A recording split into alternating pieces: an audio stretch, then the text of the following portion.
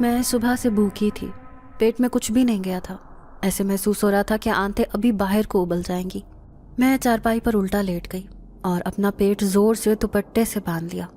مجھے بہت زیادہ بھوک لگتی تھی، ویسے بھی بڑھنے کی عمر تھی تو اس عمر میں زیادہ ہی کھانا کھانے کو دل مچلتا تھا۔ اس وقت میں 14 سال کی تھی اور مجھ پر ظلم کی انتہا کی جا چکی تھی۔ میں نے نظر اٹھا کر ارد گرد دیکھا تو خالی کمرے میں سوائے چارپائی اور ایک پانی کے گھڑے کے علاوہ کچھ بھی نہیں تھا۔ میں نے کھڑکی کی طرف دیکھا تو وہاں بھی تالا لگا ہوا تھا۔ میں نے گھبرا کر ایک مرتبہ پھر سے کمرے کا دروازہ بجایا۔ ہمت تو بالکل بھی نہیں تھی، لیکن پھر بھی جتنا ممکن ہو سکا شور کر سکتی تھی کر دیا۔ اس کے بعد ہوش نہیں رہا اور میں بے ہوش ہو گئی۔ دوبارہ کسی نے ہلکے ہلکے میرا چہرہ تھپک کر اٹھایا تو میں نے چونک کر ارد گرد دیکھا۔ میری چارپائی کے قریب 2 ہٹے کٹے آدمی کھڑے تھے اور ان سے ذرا دور ایک عورت بہت بن ٹھن کر کھڑی تھی، جبکہ مجھے اٹھانے والی 9 عمر لڑکی تھی۔ وہ بھی پیاری لگ رہی تھی، لیکن اس عورت کے مقابلے میں کئی گنا زیادہ سادہ تھی۔ بھوک کی وجہ سے ایک تو سر درد کی شدت سے پھٹ رہا تھا، اوپر سے بصارت بھی دھندلا رہی تھی۔ ہونٹ لکڑی کی مانند خشک ہو چکے تھے۔ میں نے گردن گھما کر اس بڑی عمر کی عورت کو دیکھا تو وہ مسکراتے ہوئے بولی، بتا اب کچھ عقل ٹھکانے آئی ہے یا مزید تھوڑے علاج کی ضرورت پڑے گی؟ میری ہمت ختم ہوئی پڑی تھی۔ میں اسے ہاں یا نہ میں جواب نہیں دے سکی اور واپس غنودگی میں جانے لگی تو اس کی کڑک دار آواز میرے کانوں میں پڑی، بلو جا روٹی لے کر آ، اس کے لیے ایسے ہی مر آ گئی تو ہمارا نقصان ہی ہونا ہے، اور ایسا کرنا گرم دودھ بھی لے کر آنا ہلدی ڈال کر۔ اس کی ٹکورے کر کے اسے سب کچھ برداشت کرنے کی کچھ ہمت ہی دے دیں گے، ورنہ مجھے نہیں لگتا کہ یہ شام تک بچے گی۔ میری آنکھیں بند ہو چکی تھیں لیکن سب سنائی دے رہا تھا۔ بلو اپنی پائل چھنکاتی ہوئی وہاں سے بھاگ گئی، جبکہ وہ عورت وہاں کھڑے دونوں آدمیوں کو ہدایت دینے لگی کہ جب تک بلو اس کو کھانا نہ کھلا دے اسی کمرے میں رہنا ہے تم لوگوں نے، خبردار جو اکیلا چھوڑا، کھانا کھاتے ہی دروازہ بند کر دینا، اس سے باقی بات میں کل کروں گی، امید ہے تب تک ہوش ٹھکانے آ جائیں گے اس کے۔ ساتھ ہی وہ بھی کمرے سے باہر چلی گئی، جبکہ میری آنکھوں میں بے بسی سے آنسو ایک باہر کو چھلکا تھا۔ بلو نے سوچا تھا میں کھانا نہیں کھاؤں گی یا اسے زبردستی مجھے کھانا کھلانا پڑے گا، لیکن جیسے ہی وہ کھانا لیے میرے پاس آئی، میں نے جھپٹ کر اس سے ٹرے تھامی اور بڑے بڑے نوالے بنا کر کھانے لگی۔ وہ دونوں آدمی مجھے حیرت سے دیکھنے لگے، شاید انہوں نے کبھی اس طرح ظلم و زیادتی کا شکار ہوتی لڑکی کو ایسے کھانا کھاتے نہیں دیکھا تھا۔ خیر، کھانا کھانے کے بعد مجھے واپسی چارپائی پر دھکیل کر بلو نے ان آدمیوں کو اشارہ کیا کہ دروازے کی کنڈی لگا دو۔ وہ جیسے ہی جانے لگی، میں نے تمام ہمت مجتمع کرتے ہوئے اسے پیچھے سے کہا، مجھے جائے نماز چاہیے۔ اس بات پر تینوں نے منہ کھولے کے ساتھ مجھے دیکھا۔ پھر بلو نے ایک زوردار قہقہہ لگایا اور ہنستی ہوئی وہاں سے چلی گئی۔ وہ آدمی بھی مسکرا رہے تھے۔ انہوں نے ایک دوسرے کو اشاروں ہی اشاروں میں کچھ کہا اور پھر دروازہ باہر سے بند کر کے چلے گئے۔ میں کھانا کھا کر کچھ حواسوں میں لوٹی تھی، اب گردن گھما گھما کر پورے کمرے کا پھر سے جائزہ لینے لگی۔ بھاگنے کا سوچا مگر کوئی راہ فرار نہ تھی۔ میں اپنے دھیان میں بیٹھی تھی جب میں نے بلب کی ملکجی سی روشنی میں سامنے دیوار پر ایک سایہ دیکھا۔ یہ دیکھتے ہی میرے اوسان خطا ہو گئے۔ میں نے مڑ کر اپنے دیکھا تو وہاں کوئی بھی نہیں تھا۔ واپس دیوار پر دیکھا تو اب وہاں بھی سایہ غائب تھا۔ میں جلدی سے چارپائی سے اٹھ کھڑی ہوئی اور پریشانی سے ادھر ادھر جھانکنے لگی، مگر وہاں ایسی کوئی چیز نہیں تھی جس کا سایہ انسانوں سے مشابہت رکھتا ہو۔ مجھے لگا میں اپنی سوچوں میں گم تھی، تبھی وہم ہو گیا ہے۔ بھلا یہاں کون آئے گا؟ ایک کھڑکی ہے، اسے بھی تالا لگا ہوا ہے۔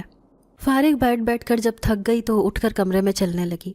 کمرے میں ایک کونا تھوڑا مختلف تھا، باقی سارے کمرے میں پلستر ہوا تھا، پینٹ بھی کیا ہوا تھا، لیکن اس کونے میں ایک شگاف کی طرح جگہ تھی جہاں سے وہ کچا تھا۔ مٹی دکھائی دے رہی تھی، کوئی اینٹ، پلستر یا پینٹ اس جگہ پر نہیں لگا ہوا تھا۔ مجھے بڑی حیرت ہوئی کہ بھلا اس جگہ کو کیوں ایسے چھوڑ دیا ہے۔ میں نے ہاتھ بڑھا کر اس جگہ کو ابھی چھوا ہی تھا کہ درد کی تیز ٹیسیں میرے بازو میں اٹھنے لگی۔ میں نے جلدی سے ہاتھ پیچھے کھینچا تو میرے ہاتھ کی ایک انگلی سے خون بہہ رہا تھا۔ یہ دیکھ کر ایک لمحے کے لیے تو میں کانپ ہی گئی۔ جلدی سے دوپٹہ اتار کر اس جگہ انگلی پر باندھا، پریشانی سے پیچھے ہٹ کر چارپائی پر بیٹھ گئی۔ یہ کیا تھا؟ میں کبھی اس کچی جگہ کو دیکھتی، کبھی اپنے ہاتھ کو۔ میں نے اٹھ کر اس کے قریب جانا چاہا تو ایسے لگا خون بہنے کے ساتھ ساتھ جسم کی ہمت بھی ختم ہو گئی ہے۔ میرے بازو میں درد بڑھتی ہی جا رہی تھی۔ میں ویسے ہی چارپائی پر اوندھے منہ لیٹ گئی اور ایک بے بسی بھرا آنسو میری آنکھ سے گرا۔ پتہ نہیں کیسے مگر میں اسی وقت سو گئی اور بڑی ہی گہری نیند میں سوئی۔ دوبارہ آنکھ کھلی تو بازو کی درد غائب تھی، مگر اوندھے منہ لیٹنے کی وجہ سے جسم میں درد اٹھ رہا تھا۔ میں نے 2-4 انگڑائیاں لیں، تبھی کمرے کا دروازہ کھلا اور بلو کھانا لیے اندر داخل ہوئی۔ حیرانی سے بولی، انسان ہو یا جن ہو تم؟ میں نے حکارت سے کہا، انسان ہی تھی، مگر تم لوگ رہنے نہیں دینا چاہتے، تبھی تشدد پر تشدد کر رہے ہو۔ اس نے مجھے ایک گھوری سے نوازا، پھر بولی، 24 گھنٹے ہو گئے ہیں اور تم سو رہی ہو۔ میں نے کئی دفعہ اٹھانا بھی چاہا لیکن تم نہیں اٹھی۔ اب کی مرتبہ حیران ہونے کی باری میری تھی۔ میں نے ارد گرد دیکھا، پھر جلدی سے اپنے بازو سے کپڑا ہٹایا تو وہ زخم کافی حد تک بھر چکا تھا۔ میں نے پھر تصدیق کی خاطر پوچھا، تم مذاق تو نہیں کر رہی؟ وہ میری بات کا برا مناتے ہوئے بولی، میرا تمہارا بھلا کیا مذاق ہے؟ مگر مجھے اس کی بات پر یقین نہیں ہوا۔ وہ ایک مرتبہ پھر سے بولی، او بی بی، ایسا لگتا ہے صدیوں سے نہیں سوئی، تبھی ایسی لمبی لمبی نیندیں لیتی پھر رہی ہو۔ میں نے اس کی بات پر برا سا منہ بنایا تو اس نے میرے سامنے رکھ دیا۔ بولی، آبلہ یہاں نہیں ہے، تبھی تم پر فی الحال تشدد بند ہے۔ 2-4 دنوں کے لیے شہر سے باہر گئی ہیں، تو بہتر ہے تم اپنا ذہن بنا لو، کیونکہ یہاں آنے والی ہر لڑکی کو وہی کرنا ہوتا ہے جس کے لیے اسے یہاں پر لایا جاتا ہے۔ تم کوئی انوکھی نہیں ہو، تم بھی ہمارے جیسی ہی ہو اور ہمارے جیسا کام ہی کرنا ہے تمہیں۔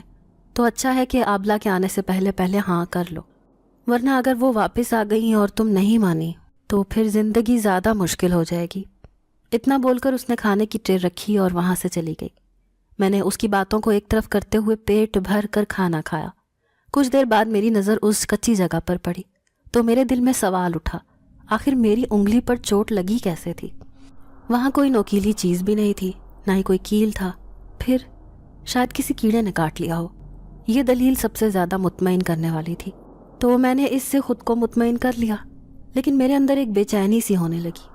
بہت سوچا آخر کس بات کی بے چینی ہے، مگر کچھ سمجھ نہیں آیا۔ آخر یہاں آئے 4 دن ہو چکے تھے مجھے، اور ان 4 دنوں میں بھی ایسی بے چینی ایک مرتبہ نہیں ہوئی جو اب محسوس ہو رہی تھی۔ اچانک ہی مجھے غصہ چڑھنے لگا، شدید غصہ۔ میرے ہاتھوں کی مٹھیاں بھینچ گئیں، چہرے کی رگیں اور پٹھے ایک دم سے تن گئے۔ میں نے غصے کی شدت کو کم کرنے کی خاطر دیوار پر زور زور سے مکے مارنا شروع کیے۔ جیسے جیسے دیوار پر مکے برسا رہی تھی، میرا غصہ کم ہوتا جا رہا تھا۔ جب کچھ حالت بہتر ہوئی تو پھر ایک نیا وہم میرے دل میں بیٹھ گیا کہ مجھے کوئی دیکھ رہا ہے۔ کمرہ بالکل خالی تھا، سامان سے بھی اور انسانوں سے بھی، لیکن پھر بھی ایسے ہی لگ رہا تھا جیسے کوئی مسلسل مجھے پر تاک لگائے، مجھے تکنے میں مصروف ہے۔ یہ دیکھ کر میری بے چینی، غصہ ایک دم سے دوبارہ ابھر آیا اور میں اونچا اونچا رونے لگی۔ یہ کیفیت بہت بری تھی، بہت زیادہ بری۔ میں نے بلو کو پکارا، مگر یہ کمرہ باقی رہائشی علاقے سے دور ایک کونے پر بنا ہوا تھا۔ مجھے پہلے یہاں سے ایک مرتبہ بھی خوف نہیں آیا تھا، لیکن اب آ رہا تھا۔ بہت زیادہ ڈر لگ رہا تھا۔ میں جتنا اونچا بلو کو پکار سکتی تھی پکارنے لگی۔ کافی دیر بعد بلانے کے بعد بھی وہ نہیں آئی تو میرا گلا بیٹھ گیا۔ میں نے خالی گلاس اٹھا کر دروازے پر مارنا شروع کر دیا، جس سے اچھا خاصا شور ہونے لگا۔ چند لمحوں کے بعد ہی دوسری جانب مجھے بھاگتے قدموں کی آواز سنائی دی، تو میں تھوڑا پیچھے ہٹ کر کھڑی ہو گئی۔ دروازے کے اس پار بلو تھی۔ اس نے گھبرائے ہوئے لہجے میں پوچھا، کیا ہوا ہے تمہیں؟ میں نے چیخ کر کہا کہ میری رکھوالی کرنے چھوڑا تھا نا تمہیں، اور ان 2 مسٹنڈوں کو یہاں میری جان چلی جائے تم لوگوں کو کیا پرواہ؟ وہ جلدی سے بولی کہ ادھر تھوڑا جھگڑا ہو گیا تھا، تبھی وہ دونوں آدمی اس طرف جھگڑا ختم کروانے گئے تھے۔ اتنا کہتے ہوئے وہ ایک دم سے رک گئی، پھر طنزیہ نگاہوں سے پوچھا، تمہیں کیوں جان کی پرواہ ہونے لگی؟ تم تو یہی چاہو گی کہ مر جاؤ، اس کام سے تو مرنا بہتر ہے۔ میں نے نفی میں سر ہلایا اور اس کے بالکل قریب جا کر کھڑی ہو گئی۔ وہ میرے گھبرائے ہوئے چہرے کو دیکھتے ہوئے بولی، بتاؤ کیا مسئلہ ہے، کیوں اتنا شور کر کے یہ کمرہ سر پر اٹھا لیا تھا؟ میں نے جلدی سے کہا، مجھے اس کمرے میں ڈر لگ رہا ہے، مجھے بے شک بند ہی رکھو لیکن کمرہ بدل دو، میں تمہارے آگے ہاتھ جوڑتی ہوں۔ وہ حیرانی سے مجھے دیکھتے ہوئے بولی، پچھلے 4 دن سے اسی کمرے میں ہی پڑی ہو، تب تو ڈر نہیں لگا تمہیں، اب ایسا کیوں کر ہونے لگا؟ میں نے نفی میں سر ہلایا اور کہا، میں نہیں جانتی، اگر کل تک میں مزید اس کمرے میں رہی تو ضرور جان سے چلی جاؤں گی۔ میں مرنا چاہتی ہوں مگر ایسی خوفناک اور بھیانک موت نہیں جس کا مجھے خود نہیں پتا کہ مجھے کیا ہو رہا ہے۔ بلو کچھ دیر تو کھڑی رہی، پھر میرا ہاتھ تھام کر مجھے اس کمرے سے باہر لے گئی۔ میں بھی بغیر کسی ہیلو حجت کے اس کے ساتھ چلی آئی۔ جہاں میرا کمرہ تھا اس کے ساتھ ایک کمرہ اور بھی تھا۔ اس نے اس کا تالا کھول کر مجھے اس میں بند کر دیا۔ یہاں رہو گی اب تم، باقی پانی اور بستر کا انتظام میں کر دیتی ہوں۔ اتنا بول کر اس نے باہر سے کنڈی لگا دی اور لمحہ بلمحہ مجھے اس کے قدم دور جاتے محسوس ہونے لگے۔ میں نے گہرا سانس بھر کر کمرے کو دیکھا تو مجھے شدید حیرت کا جھٹکا لگا۔ وہ بالکل پہلے کمرے جیسا تھا۔ اس کی وہ دیوار بھی ویسی تھی جس میں سے تھوڑی مٹی باہر کو جھانک رہی تھی۔ وہ دونوں کمرے ایک ہی طرز پر بنائے گئے تھے۔ میں گہرا سانس بھر کر رہ گئی۔ میں جیسے ہی کمرے میں تھوڑا آگے گئی تو مجھے رونے کی آواز سنائی دی۔ حیرانی سے گردن گھما کر ادھر ادھر دیکھا مگر ایسا کچھ نہیں تھا۔ اس کمرے میں ایک کھڑکی تھی اور خوش قسمتی یہ تھی کہ کھڑکی کھلی ہوئی تھی۔ اس پر کوئی تالا نہیں لگا تھا۔ میں نے جلدی سے جا کر کھڑکی کا دروازہ کھولا تو اس پر کافی سارے جالے سے لگے ہوئے تھے۔ گرد بھی اٹی ہوئی تھی مگر میں نے اسے نظر انداز کر کے دروازہ کھولا تو سامنے ایک باغ تھا۔ لوہے کی چھوٹی چھوٹی سلاخوں سے مجھے وہ باغ بڑا واضح دکھائی دے رہا تھا۔ میں نے سر کو سلاخوں کے ساتھ اچھی طرح سے ٹکا کر ارد گرد دیکھا تو مجھے ایک درخت کے پاس ایک لڑکی بیٹھی دکھائی دی جس نے میری جانب پشت کی ہوئی تھی اور وہ گھٹنوں پر سر دیے ہچکیوں سمیت رو رہی تھی۔ مجھے بڑی حیرت ہوئی کہ آخر یہ کون لڑکی ہے جو اتنے سنسان باغ میں تنہا بیٹھی رو رہی ہے۔ پتہ نہیں بیچاری کے ساتھ کیا بیتی ہے۔ میرے دل میں یہ بات آئی تو میں نے اسے پکارا۔ وہ مجھ سے قریب ہی بیٹھی تھی۔ میرے 2-4 مرتبہ پکارنے پر اس نے اپنا سر گھٹنوں سے اٹھایا اور بغیر پیچھے مڑ کر مجھے دیکھے کھڑی ہو کر اسی سمت میں آگے بڑھتی چلی گئی۔ تبھی میرے کمرے کا دروازہ کھلا۔ سامنے بلو ایک ملازم کے ساتھ کھڑی تھی جس نے چارپائی اور بستر اٹھا رکھا تھا۔ ملازم نے چارپائی اندر رکھی اور بستر بچھا کر کمرے کی صفائی شروع کر دی۔ اس کے بعد پانی اور گلاس لا کر رکھ دیا۔ اس سارے کام میں آدھا گھنٹہ لگ گیا۔ وہ چلے گئے تو میں بیٹھ کر سوچنے لگی کہ آخر وہ لڑکی تھی کون؟ شاید اسی کوٹھے کی ہوگی، جبھی تو یہاں بیٹھی تھی۔ پتہ نہیں یہ لوگ انسان بھی ہیں یا نہیں۔ لڑکیوں کی مرضی کے بغیر ان سے جو دل چاہے کروانے کی کوشش کرتے ہیں۔ جب میں یہ سب کچھ سوچ رہی تھی تبھی میری کھڑکی پر دستک ہوئی۔ میں نے چونک کر دروازہ کھولا تو سامنے اسی لباس والی لڑکی کھڑی تھی جو ابھی کچھ دیر پہلے باغ میں بیٹھ کر رو رہی تھی۔ میں نے دیکھا وہ لڑکی بالکل بھی خوبصورت نہیں تھی۔ اچانک سے میرے دل میں خیال آیا کہ یہ تو بالکل بھی خوبصورت نہیں ہے، پھر اسے کیوں یہاں پر رکھا ہوا ہے؟ اس کا تو رنگ بھی کالا ہے۔ اس کے علاوہ بھی نہ جانے کیا کچھ میں نے دل میں سوچا۔ تبھی وہ لڑکی بولی، ایسے کیوں دیکھ رہی ہو مجھے؟ میں اس کوٹھے کی نہیں ہوں۔ پھر کون ہو تم؟ میں نے بات آگے بڑھانے کی غرض سے پوچھا تو وہ چپ کر گئی۔ پھر بولی کہ بتا دیا تو ہضم نہیں ہوگا تم سے۔ خیر کیا تم مجھ سے دوستی کرو گی؟ اس نے دوستی کے لیے ہاتھ آگے بڑھایا مگر میں نے بالکل بھی اس کا ہاتھ نہیں تھاما۔ اسے دیکھ کر میرے محسوسات بڑے عجیب ہو گئے تھے۔ وہ لڑکی اپنا ہاتھ پیچھے کرتے ہوئے بولی، بے شک تم مجھ سے دوستی نہ کرو مگر میں تمہاری مدد ضرور کروں گی کیونکہ مجھے بھی تمہاری مدد چاہیے۔ کرو گی میری مدد؟ میں نے کہا، کیا تمہیں لگتا ہے میں کسی کی مدد کرنے کی حالت میں ہوں؟ یہ کہہ کر میں نے ٹھک سے کھڑکی کا دروازہ بند کر دیا۔ مجھے اس لڑکی سے خوف آ رہا تھا جو میرے جسم کے ایک ایک حصے میں سما چکا تھا۔ کھڑکی بند کرتے ہی میں نے دوبارہ سے کھولی تو اب وہاں پر کوئی بھی موجود نہیں تھا۔ کھڑکی بند کرنے اور کھولنے میں مجھے صرف 1-2 سیکنڈ کا ہی وقت لگا تھا۔ جب مجھے وہاں پر کوئی بھی دکھائی نہیں دیا تو ایک سکون سا پورے جسم میں اتر گیا۔ میں واپس آ کر بستر پر بیٹھ گئی۔ تبھی میری نظر اس دیوار کے قریب فرش پر پڑی جہاں تھوڑا سا کونا کچا تھا۔ ادھر نیچے ایک جائے نماز بچھی ہوئی تھی۔ مجھے بڑی خوشی ہوئی کہ چلو دیر سے ہی صحیح، بلو نے میری بات مان کر مجھے جائے نماز لا دی۔ لیکن جب وہ اندر کام کر رہی تھی تو تب میں نے اس کے پاس کوئی جائے نماز نہیں دیکھی تھی۔ شاید ہو اور مجھے پتہ نہ چلا ہو۔ قریب پڑے گھڑے سے میں نے وضو کیا اور جا کر جائے نماز پر کھڑی ہو گئی۔ وقت کا تو مجھے کوئی ادراک نہیں تھا، بس کھڑے ہو کر نوافلوں کی نیت کر لی۔ جیسے ہی نفل پڑھنا شروع کیے میرے سر میں درد کے شدید دھماکے شروع ہو گئے۔ اتنا درد کہ سجدے میں گئی تو دوبارہ اٹھنا محال ہو گیا۔ اتنا درد میرے سر میں کبھی بھی نہیں ہوا تھا۔ جیسے تیسے کر کے آدھے گھنٹے میں صرف 2 نفل ہی پڑھ سکی۔ نفل پڑھ کر بستر پر آ کر گر گئی۔ پھر میری آنکھوں کے آگے اندھیرا چھا گیا۔ میں نے آنکھیں کھولنی چاہی مگر جیسے کسی نے انہیں پکڑ کر بند کر رکھا ہو۔ میں نے بہت کوشش کی جس کا نتیجہ یہ نکلا کہ دماغ گول گول بھول بھلائیوں کی طرح گھومنے لگا۔ اچانک سے میری آنکھوں کے سامنے تیز روشنی آ گئی اور میں سب جانتی تھی ایک خواب تھا لیکن حقیقت معلوم ہو رہا تھا۔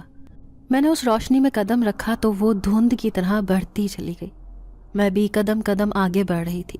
پھر اچانک وہ روشنی ختم ہو گئی اور میرے سامنے ایک غار سی تھی جو مکمل طور پر مٹی کی بنی ہوئی تھی۔ میں نے حیرانی سے ارد گرد دیکھا لیکن مجھے سب کچھ دھندلا دکھائی دے رہا تھا۔ وہاں صرف وہ غار تھی جو صاف نظر آ رہی تھی۔ میں اس غار کے اندر چلی گئی۔ پہلے بہت زیادہ اندھیرا تھا۔ جیسے جیسے اندر جاتی جا رہی تھی وہ اندھیرا چھٹ رہا تھا۔ تبھی میری نظر اس غار کے اندر ڈری سہمی سی لڑکی پر پڑی جو گھٹنوں پر سر دیے سسکیاں بھر رہی تھی۔ میں نے اونچی آواز میں پوچھا، کون ہو تم؟ تو اس نے سر اٹھا کر مجھے دیکھا۔ میں اسے دیکھتے ہی سکتے میں آ گئی۔ میرے سامنے وہی بدصورت اور کالی سی لڑکی بیٹھی تھی۔ اس کا چہرہ آنسوؤں سے تر تھا اور آنکھیں لال انگارہ ہو رہی تھیں۔ وہ ہاتھ میری جانب کر کے بولی، میری مدد کرو، مجھے تمہاری مدد چاہیے۔ جبکہ میں اس کی مدد نہیں کرنا چاہتی تھی تو الٹے قدموں میں وہاں سے واپس پلٹی اور تیز تیز بھاگنا شروع کر دیا۔ اس وقت میری آنکھوں کے سامنے سے اندھیرا چھٹ گیا اور میں اٹھ بیٹھی۔ جاگتے ہی گہرے گہرے سانس لینے لگی۔ میرا پورا بدن پسینے میں شرابور تھا۔ واقعی ایسے لگ رہا تھا گویا میں بھاگتی ہوئی یہاں پہنچی ہوں۔ میں نے گھبرا کر ارد گرد دیکھا مگر کمرہ بالکل خالی تھا، وہاں کچھ بھی نہیں تھا۔ تبھی اچانک سے دروازہ کھلا اور میرے سامنے وہی لڑکی کھڑی تھی جو میرے حواسوں اور دماغ پر بری طرح سے سوار ہو چکی تھی۔ میں نے گھبرا کر اسے دیکھتے ہی چارپائی سے چھلانگ لگائی اور کمرے کے ایک کونے میں جا کر کھڑی ہو گئی۔ میں اس سے دور جانا چاہتی تھی مگر وہ کمرے میں آ گئی۔ اس نے ٹرے تھام رکھی تھی۔ بستر پر ٹرے رکھتے ہوئے بولی، میں تمہارے لیے کھانا لائی ہوں، کھا لو۔ میں نے سختی سے پوچھا، تم یہاں کیا کر رہی ہو؟ بلو کہاں ہے؟ وہ دھیرے سے بولی، بلو شہر سے باہر گئی ہے تو اس کے علاوہ کسی کو یہاں آنے کی اجازت نہیں۔ میں نے سوچا کیوں نہ میں ہی تمہیں کھانا دینے چلی ہوں، صبح تک ایسے بھوکی بیٹھو گی کیا؟ مجھے اس کی موجودگی وہاں بالکل بھی اچھی نہیں لگ رہی تھی۔ کیا مطلب؟ اگر بلو کے علاوہ کسی کو یہاں آنے کی اجازت نہیں ہے تو تم یہاں کیا کر رہی ہو؟ وہ مسکرا کر بولی، میں یہاں کی نہیں ہوں اس لیے مجھے اجازت بھی نہیں چاہیے، بس تمہاری دوستی میں یہاں تک آ گئی۔ اب آؤ کھانا کھا لو، تمہارے لیے خود آلو کے پراٹھے بنا کر لائی ہوں۔ وہ بہت ہی بے ضرر لگ رہی تھی مگر اندر ہی اندر کہیں مجھے احساس تھا کہ جو کچھ ہو رہا ہے اس کا خمیازہ مجھے ہی بھگتنا پڑے گا اور بہت بری طرح سے۔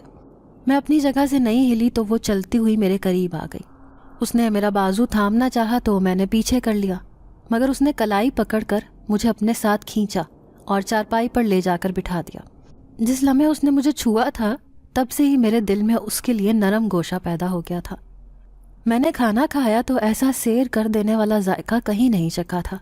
کھانا مکمل کرنے تک میں اس کے سحر میں ڈوب چکی تھی۔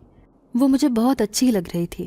ایسے لگ رہا تھا اس پوری دنیا میں صرف وہی میری واحد ہمدرد ہے، صرف وہی میرا اچھا چاہ سکتی ہے اور کسی کو میری پرواہ نہیں۔ اس کا نام سبینہ تھا۔ مجھے اس کی ہر ادا ہی بڑی اچھی لگ رہی تھی۔ جب وہ جانے لگی تو میں نے بے اختیار پوچھا، سبینہ دوبارہ کب آؤ گی مجھ سے ملنے؟ اس بات پر وہ کہا لگا کر ہنسی۔ بولی کہ اب تو میں چاہے جتنی مرتبہ مرضی مل لوں تم سے، تمہاری یہ تشنگی کبھی پوری نہیں ہوگی۔ مجھے لگ رہا ہے جیسے میں تمہارے حواسوں پر بھی سوار ہو چکی ہوں۔ میں نے شرماتے ہوئے دھیرے سے کہا کہ شاید پہلے میں تم سے ملی تھی مگر تمہیں جانتی نہیں تھی۔ اس 1 گھنٹے میں جیسے جیسے میں تمہیں جانتی گئی ہوں تم مجھے اچھی لگنے لگی ہو۔ بس میرا دل چاہ رہا ہے تم میرے پاس ہر وقت رہو۔ اس نے میری بات کا جواب نہیں دیا اور مسکراتے ہوئے وہاں سے چلی گئی۔ سبینہ کے جانے کے بعد میں حیرانی سے سوچنے لگی، آخر اس میں ایسا کیا تھا کہ میں اس حد تک متاثر ہو گئی ہوں؟ کوئی خوبی بھی تو ہو، نہ شکل و صورت نہ ہی آواز، پھر آخر ایسا کیا تھا؟ یہ سوچتے ہوئے مجھے اس سے ایک دم کراہیت محسوس ہوئی اور میں نے سر جھٹک دیا کہ وہ اس قابل نہیں ہے کہ میں اسے پسند کروں۔ وہ تو شاید وقتی جذبہ تھا۔ وہ کھانا لائی تھی میرے لیے۔ مجھ پر جو بھی سحر چھایا تھا وہ سبینہ کے جاتے ساتھ ہی ختم ہو گیا اور میں واپس اس کے لیے برا سوچنے لگی۔ وہ مجھے بالکل بھی اچھی نہیں لگتی تھی۔ اب اگر اس نے مجھ سے کوئی بات وغیرہ کرنے کی کوشش کی تو صاف منع کر دوں گی، مجھ سے بات مت کیا کرو، میں تمہیں نہیں جانتی، نہ ہی مجھے یہاں پر رہنا ہے اور نہ ہی کسی کی ہمدردیاں سمیٹنے کی ضرورت ہے۔ میں ایسی بالکل بھی نہیں تھی، لیکن پتہ نہیں کیوں سبینہ کے معاملے میں اتنی سخت کیسے ہو گئی تھی۔ اسے دیکھ کر میرے اندر کوئی ڈر سا جاگ جاتا تھا، جیسے وہ میرے آگے چل کر اچھی ثابت ہونے والی نہیں ہے۔ میں یہاں پر بیچی گئی تھی۔ میرے باپ نے دوسری شادی کر لی تھی اور ماں بہت عرصہ پہلے مر چکی تھی۔ باپ نے دوسری شادی کی تو ان کی نئی بیوی نے پہلے تو مجھے رکھنے سے انکار کر دیا کہ میں کسی اور کی اولاد نہیں پالوں گی، لیکن ابا کے کہنے پر مجبوراً مجھے رکھنا پڑا۔ خیر بچپن سے ہی مجھ پر بہت ظلم اور زیادتیاں کی گئیں جو میں برداشت کرتی رہی۔ پھر ان کی اپنی اولاد ہوئی تو یہ ظلم مزید بڑھ گیا۔ ابا کی بھی وفات ہو گئی۔ اب میں مکمل طور پر سوتیلی ماں کے رحم و کرم پر تھی۔ میرے سوتیلے بھائی نے دوسرے ملک جانے کی ڈیمانڈ کی کہ وہاں جا کر نوکری کرنا چاہتا ہوں، مگر ان کے پاس پیسے نہیں تھے۔ پتہ نہیں کس نے میری ماں کو مشورہ دیا اور وہ مجھے اس کوٹھے پر بیچ کر چلی گئی، جس کے بدلے میں اس نے لاکھوں روپے لیے تھے، اور اب انہی پیسوں سے میرے سوتیلے بھائی کو دوسرے ملک بھجوانا چاہتی تھی۔ یہاں بھی مجھ پر ظلم کیا گیا، مگر میں برداشت کرتی چلی گئی، کیونکہ مجھے امید تھی کہ یہاں سے میں بھاگ جاؤں گی، پھر میری اپنی دنیا ہوگی جہاں مجھے کوئی تنگ کرنے والا نہیں ہوگا۔ لیکن اب حالات دیکھ کر لگتا تھا کہ جلد یا بدیر میں اس کوٹھے میں ایک طوائف بننے پر حامی بھر ہی لوں گی۔ پوری رات بس یہی سوچے دماغ میں گردش کرتی رہی اور رات آنکھوں میں کٹی۔ اگلی صبح جا کر بلو آئی، میرے لیے ناشتہ لائی تھی۔ وہ مجھے بتانے لگی کہ شہر سے باہر تھی تو اس لیے کھانا نہیں لا سکی۔ میں نے اس بات میں سر ہلایا اور کہا کہ ہاں جانتی ہوں، سبینہ نے بتایا تھا۔ یہ بات تو میں نے اپنے دھیان میں ہی کہی تھی، مگر وہ ہاتھ روک کر پوچھنے لگی کون سبینہ، اور تمہاری کہاں ملاقات ہوئی اس سبینہ سے؟ یہاں مجھے اندازہ ہوا کہ کچھ غلط ہو گیا ہے، مگر میں پرسکون رہی۔ پھر سوچا کہ اچھا ہے اسے سبینہ کا بتا دوں تو کم سے کم یہ اسے یہاں آنے نہیں دے گی، میری جان تو چھوٹے گی نا۔ یہ سوچتے ہی میں نے بتا دیا کہ وہ ادھر باغ میں تھی کل، پھر کل کھانا لائی، بولی کہ تم نہیں آ سکو گی۔ بلو کی شکل مکمل طور پر حیرت میں ڈوبی ہوئی تھی۔ وہ زیر لب بڑبڑاہٹ میں بولی، چابی کہاں سے آئی اس کے پاس؟ اس تالے کی تو ایک ہی چابی ہے جو میں اپنے ساتھ شہر لے کر گئی تھی۔ پھر کون ہے وہ اور کیوں آئی تھی یہاں پر؟ اس کی بات نے مجھے بھی سوچنے پر مجبور کر دیا، لیکن افسوس میرے پاس اس سوال کا کوئی بھی دوسرا جواب نہیں تھا۔ دیکھنے میں کیسی تھی؟ بلو نے جلدی سے پوچھا تو میں نے سبینہ کا پورا حلیہ دہرا دیا کہ رنگ کالا تھا، نین نقش بھی بھدے تھے، آواز بھی بھاری تھی۔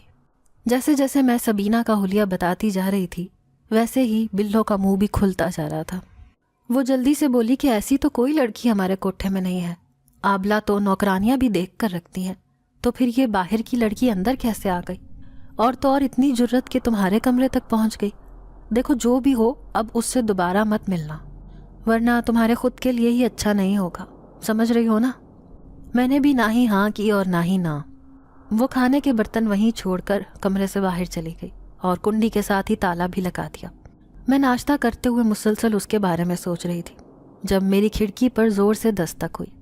میں ڈر گئی اور اٹھ کر کھڑکی کھولی تو سامنے ہی سبینہ کھڑی تھی۔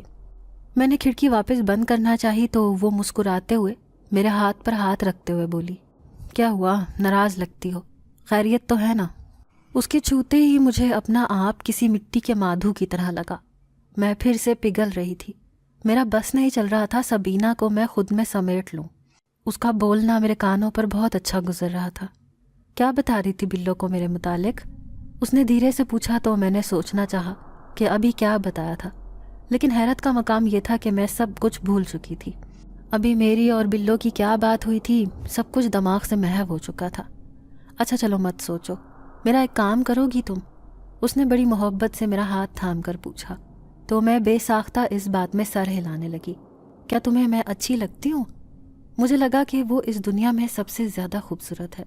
اس سے پہلے کہ میں اس کے بارے میں کیا سوچتی تھی سب کچھ میرے دماغ سے محو ہو چکا تھا، بس ایک وہی تھی جو میرے دماغ اور ارد گرد کے ماحول پر حاوی تھی۔ وہ مسکرا دی۔ اس نے مجھے ایک ویلوٹ کا تھیلا دیا، کہا کہ رات کو 12 بجے یہ تھیلا کھولنا، اس میں کچھ ایسا ہے جس سے تم میری مدد کر سکتی ہو، بتاؤ کرو گی نا میری مدد؟ ہاں ضرور۔ اب کی مرتبہ میں چپ نہیں رہ سکی۔ پھر وہ بولی سوچ سمجھ کر کھولنا، ایک مرتبہ تم نے یہ تھیلا کھول لیا تو اس کے بعد تمہیں میری مدد کرنا ہی ہوگی، نہ بھی چاہو تو اگلا کام خود بخود ہی ہوتا چلا جائے گا۔ مجھے امید ہے تم مجھے مایوس نہیں کرو گی، ٹھیک ہے؟ میں نے اس بات میں سر ہلایا تو وہ مجھے دیکھتے ہوئے بولی، رات 12 بجے سے پہلے مت کھولنا۔ میں یہاں کھڑکی پر دستک دے دوں گی، اس دستک پر ہی تھیلا کھولنا، سمجھ رہی ہو؟ میں نے پھر اس بات میں سر ہلا دیا تو وہ میرا ہاتھ نرمی سے دباتی ہوئی وہاں سے چلی گئی۔ اس کے جاتے ہی میرے جذبات میں پھر سے تبدیلی آ گئی اور میں حیرانی سے سوچنے لگی کہ یہ سب کیا ہے۔ جب وہ میرے سامنے ہوتی ہے تو مجھے اس کے علاوہ کچھ بھی دکھائی نہیں دیتا، اور جیسے ہی وہ میری نظروں سے اوجھل ہوتی ہے تو سب کچھ واپس پہلے کی طرح ہو جاتا ہے۔ الٹا مجھے اس لڑکی سے ڈر بھی لگتا ہے۔ یہ سوچتے سوچتے میری نظر اس تھیلے پر پڑی تو میں نے اسے چارپائی پر اچھال دیا۔ یہ جو کچھ ہو رہا تھا بڑا عجیب اور مبہم سا تھا۔ میں چارپائی پر دراز ہو گئی اور سبینہ کے متعلق سوچنے لگی۔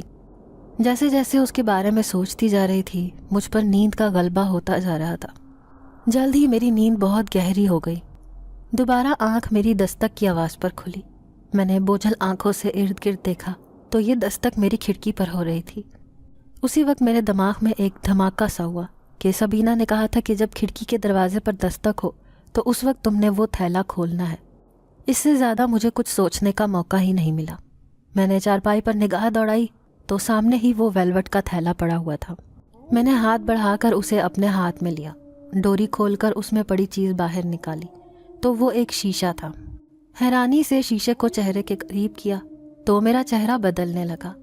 دیکھتے ہی دیکھتے ایسا لگا جیسے میں نے سبینہ کی تصویر کو ہاتھ میں تھام رکھا ہے۔ مجھے اس سے بہت کراہیت آئی تو جلدی سے وہ واپس ڈال دیا۔ سوچا پتہ نہیں یہ شیشہ بھیجنے کی کیا وجہ تھی، اب اس سے میں کیا مدد کر سکتی ہوں اس میڈم کی۔ نیند تو میری پوری ہو چکی تھی تو بس ویسے ہی باتیں سوچتے باقی وقت بھی گزر گیا۔ فجر کی اذان کے ساتھ ہی مجھے نیند آ گئی۔ تبھی بلو میرے کمرے میں آئی۔ میں کروٹ کے بل سو رہی تھی۔ اس نے کہا چلو آبلہ واپس آ گئی ہیں، تم سے ملنا چاہتی ہیں اور تمہارا فیصلہ جاننا چاہتی ہیں۔ بہتر یہی ہے کہ تم ہاں کہہ دینا، کیونکہ یہاں انکار کی کوئی گنجائش نہیں ہوتی۔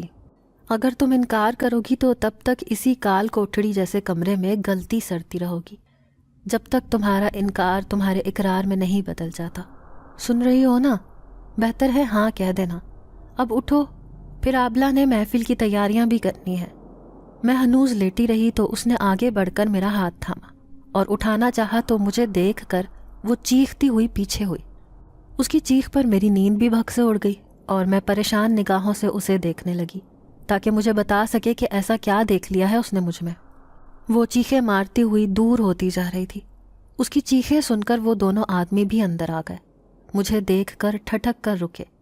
پھر ایک آدمی نے میرا ہاتھ پیچھے کر کے پکڑ لیے اور دوسرا مجھ پر بندوق تان کر بولا، کہاں ہے وہ لڑکی اور تم یہاں اس کی جگہ پر کیسے آئی ہو؟ میں نے حیرانی سے ان دونوں آدمیوں کو گھورتے ہوئے پوچھا کہ اندھے تو نہیں ہو گئے ہو؟ میں ہی ہوں نتاشا، جسے اتنے دنوں سے تم لوگوں نے جانوروں کی طرح ایک کمرے میں بند کیا ہوا ہے۔ بلو تم ہی انہیں بتاؤ۔ مگر بلو خود مجھے سہمی ہوئی نگاہوں سے دیکھ رہی تھی۔ سبینہ نام ہے نا تمہارا؟ مجھے نتاشا نے بتایا تھا۔ بتاؤ کیسے نکالا ہے تم نے اسے یہاں سے؟ اب کی بار مجھے بلو پر بے تحاشا غصہ آیا۔ وہ یہ کیا باتیں کر رہی ہے؟ ایسے کیسے مجھے سبینہ سے ملا دیا؟ بھلے سے جو بھی ہو لیکن مجھ میں اور سبینہ میں تو زمین آسمان کا فرق ہے۔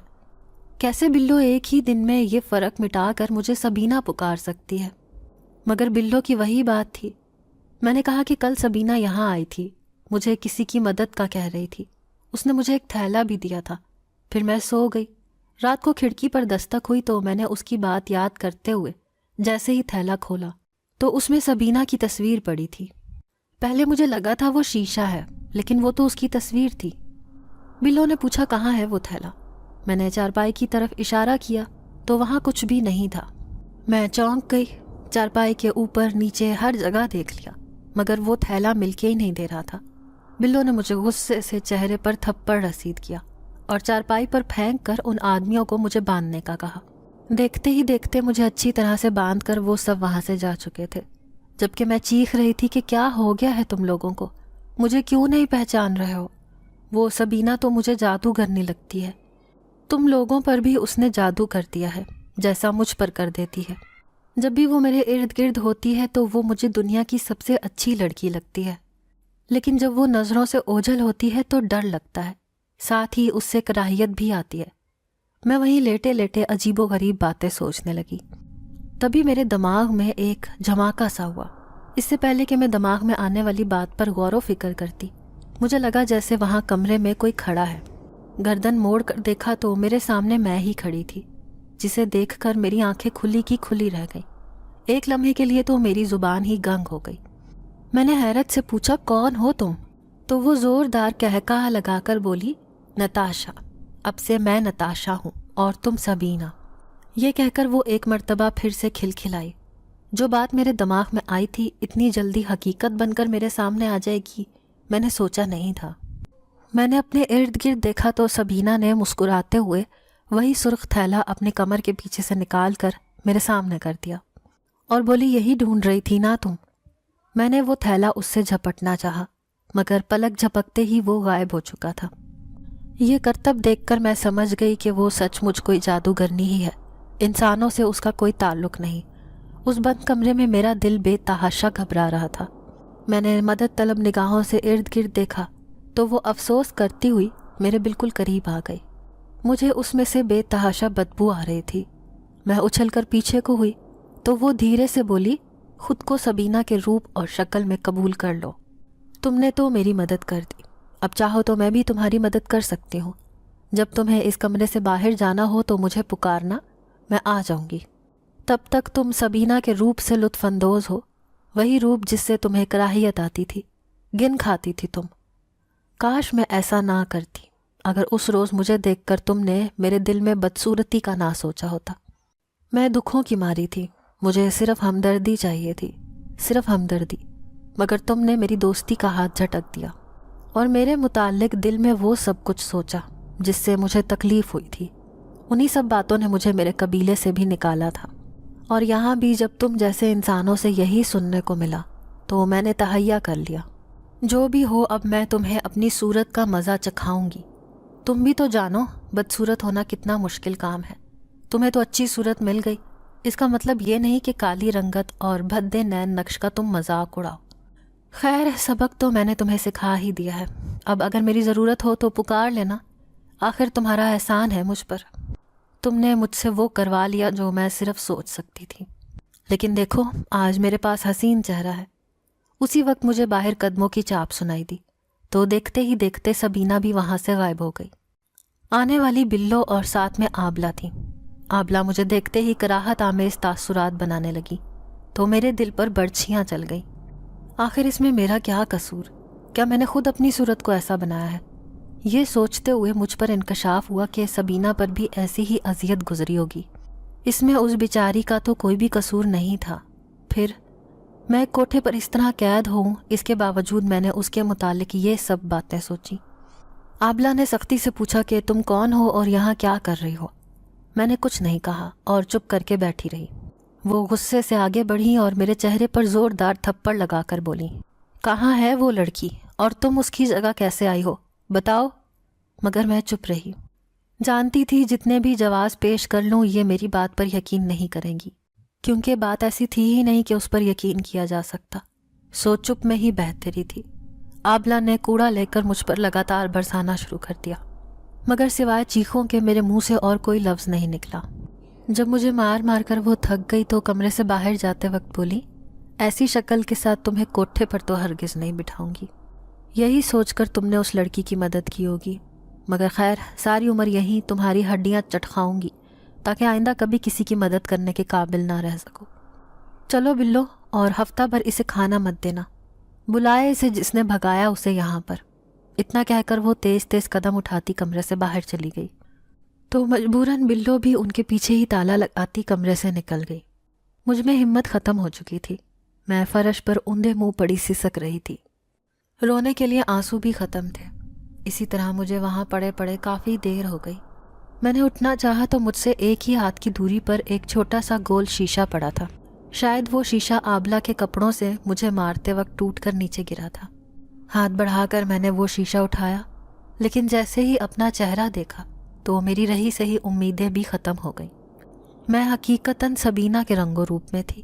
میں نے ہاتھ لگا کر چہرے کا ایک ایک نقش ٹٹولا، مگر وہاں سب کچھ بدلا ہوا تھا۔ میرا حسین چہرہ واحد ایسی چیز تھی جس پر میں غرور کر سکتی تھی، یا جسے آئینے میں دیکھ کر میرے اندر ایک خوشی کی لہر دوڑ جایا کرتی تھی۔ उस हसीन चेहरे की बिना पर ही तो मुझे बेचने के लाखों रुपए मेरी सौतेली माँ को मिले थे। क्या दुख ही मेरी जिंदगी में लिखे हैं, ये सोचते हुए मैंने शीशा जोर से मुट्ठी में थाम लिया। कुछ देर बाद दर्द हुई तो हाथ खोला, जो मुकम्मल तौर पर खून में भर चुका था। शीशे को दूर उछालकर मैंने दीवार से टेक लगाई और बेबसी से घुटनों पर सर रखकर रोने लगी, मगर आंसू नहीं बह रहे थे। आज मेरा दिल रो रहा था, जिसे मैं चुप करवाने की सक्कत भी नहीं रखती थी। इसी तरह बैठे बैठे न जाने कब मुझ पर गनूदगी तारी हो गई। आंख खुली तो पूरे जिस्म में दर्द की टीसें उठ रही थीं। मेरे पास अब कुछ भी नहीं था, वो भी नहीं जिस पर मैं गरूर किया करती थी। मैंने गर्दन घुमाकर देखा तो पानी वाला घड़ा नजर आया। बमुश्किल उठकर पानी पिया, फिर वज़ू बनाकर जाए नमाज पर आ बैठी। कुछ भी पढ़ने के बजाय मैंने दुआ के लिए हाथ उठाए और हिचकियों से रोने लगी। मेरे आंसू जाए नमाज पर गिरे तो मेरे गिर्द एक तरह से धुआं छाने लगा। मैंने चौकन्ना होकर देखा, मगर वहाँ कहीं भी आग नहीं लगी थी, अलबत्ता धुआं बढ़ता जा रहा था। मुझे शदीद खांसी का दौरा पड़ गया। कुछ देर बाद खांसी रुकी तो देखा मेरी चारपाई पर एक बारिश बुजुर्ग बैठा हुआ था। उस बुजुर्ग को देखकर मेरे पूरे जिस्म के रोंगटे खड़े हो गए। मैंने चिल्लाना चाहा तो वो धीमी आवाज़ में बोले, बेटी चिल्लाने का कोई फ़ायदा नहीं है, मैं तुम्हारी मदद के लिए आया हूँ, बताओ क्या मदद कर सकता हूँ मैं तुम्हारी। मैं समझ रही थी कि वो कोई इंसान नहीं है, लेकिन इस बात का यकीन भी कर लेना चाहती थी। अभी मैं कुछ बोलने ही वाली थी जब वो बुजुर्ग अपने साबका लहजे में बोले, सही समझ रही हो, इंसान नहीं हूँ मैं, लेकिन तुम्हें यहाँ तड़पता देखा तो मज़ीद नज़रअंदाज नहीं कर सका। ये मेरी जगह है, मैं यहाँ हज़ारों सालों से मुकीम हूँ। ये कच्ची जगह देख रही हो, यही मेरा ठिकाना है। मैंने तुम्हारी और उस बच्ची की सारी गुफ्तगू सुनी और जो हुआ वो सब कुछ देखा भी था। खैर, ये तो तुम दोनों ही बेहतर समझ सकती हो कि क्या होना चाहिए था और क्या नहीं, लेकिन अब तुम्हारे आंसू मेरी जाए नमाज पर बहे तो मुझे लगा कि ऐसी इबादत का क्या फ़ायदा अगर मैं खल्क़े खुदा की खिदमत ही ना कर सकूं तो। अब बताओ क्या चाहती हो, तुम्हें अपना आप वापस चाहिए या जो भी तुम कहो, मैं हाजिर हूँ। मुझे वाकई में लगा कि अब मेरी सारी परेशानियाँ ख़त्म हो जाएंगी। इससे पहले कि मैं कुछ कहती वो बोल उठे, सबीना मेरी ही बेटी है, मैं भी तुम्हारा कसूरवार हूँ। अगर अपनी बेटी का साथ दिया होता तो आज तुम इस तरह ना होती। बुजुर्ग की इस बात ने मुझे चौंकने पर मजबूर कर दिया। मैंने जल्दी से पूछा, क्या मतलब है आपका? तो वो बोले कि हमारे कबीले में वही माना जाता है जो सरदार कहते, और बदकिस्मती से मैं अपने कबीले का सरदार ही हूँ। मुझे ये सुनकर पहले से ज़्यादा बड़ा झटका लगा। वो मुसलसल बोल रहे थे, हमारे कबीले में सभी लोग बहुत खूबसूरत हैं, लेकिन सबीना को किसी इंसान ने अपने चिल्ले वगैरह के लिए अपने कब्जे में कर लिया। हमने बहुत कोशिश करके उसे वहाँ से बचा तो लिया, लेकिन उसकी शक्लो सूरत मुकम्मल तौर पर बदल चुकी थी, क्योंकि उस आमिल ने उससे कुछ शैतानी काम भी करवाए थे जो ना चाहते हुए भी उसे करने पड़े। मेरे कबीले वालों को ऐसी बदसूरत सरदार की बेटी किसी तौर पर भी कबूल नहीं थी। वो उसे बहुत ज़्यादा तंग करते थे, जिसकी वजह से ये परेशान रहती थी। बिलाखिर सब कबीले के लोगों ने फैसला किया कि हम सबीना को अपने साथ नहीं रखना चाहते। एक तो उसकी शक्लो सूरत हमसे मेल नहीं खाती, दूसरा ये एक हिंदू आमिल के पास रहकर आई है जिससे उसने ना जाने कैसे शैतानी काम करवाए हैं। मेरी बच्ची बेकसूर थी, मगर कबीले के फैसले को मद्देनज़र रखते हुए उसे वहाँ से बेदखल कर दिया गया।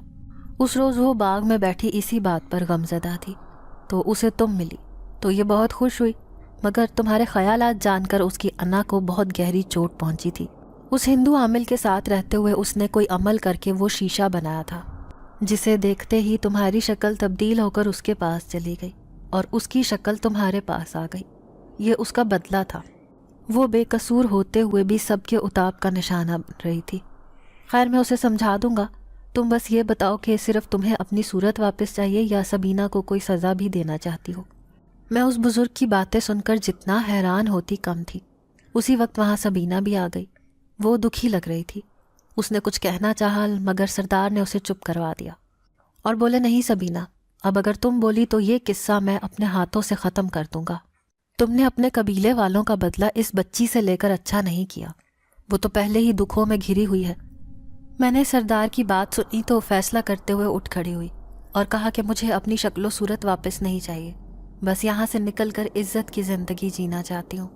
मैं अकेली हूँ, اگر مجھے اپنی شکل و صورت واپس مل گئی تو ہر روز میرے ساتھ وہی ہوگا جو میری سوتیلی ماں نے کیا۔ ایسی صورت کے ساتھ میرا جینا تھوڑا آسان ہو جائے گا، بس مجھے یہاں سے نکال دیں۔ یہ شکل قابل قبول ہے، مگر میں گناہ کی زندگی جی کر اپنے دل کو ایسا سیاہ نہیں بنانا چاہتی ہوں۔ میری بات سن کر سبینہ رونے لگی۔ میں نے اسے چپ کروا دیا اور گلے لگا کر اس سے دوستی کر لی۔ آج اس بات کو بہت سال گزر چکے ہیں۔ میری شادی نہیں ہوئی، لیکن میں ایک الگ اپنے گھر میں رہتی ہوں۔ صبح سویرے کام پر نکلتی ہوں، دوپہر تک لوٹ جاتی ہوں۔ اتنی زیادہ زندگی گزرنے کے باوجود بڑے سکون میں ہوں۔ ادھر سپینہ کی بھی شادی ہو چکی ہے، اس کے قبیلے والوں نے اسے قبول کر لیا ہے۔ مجھے لگتا ہے مجھ جیسی لڑکی کے ساتھ یہی ہونا چاہیے تھا۔ کوٹھے میں ہونے کے باوجود میں کیسے غرور کر سکتی ہوں بھلا؟ جس شکل سے میں نے کراہیت کھائی تھی، آج اسی کے ساتھ جیتے ہوئے 20 سال گزر چکے ہیں، اور میری زندگی میں سکون کے علاوہ مجھے سبق بھی مل گیا ہے کہ جو ہے اس پر اترانے کا کوئی فائدہ نہیں، کیونکہ ہر عروج کو زوال ہے۔ لیکن اس روز کے بعد میری زندگی بہت سکون میں ہے۔ کوئی غرور نہیں، کوئی دنیاوی ڈر میرے ساتھ نہیں۔ ہاں، لیکن سبینہ اور اس کے والد کا ساتھ آج بھی میرے ساتھ ہے۔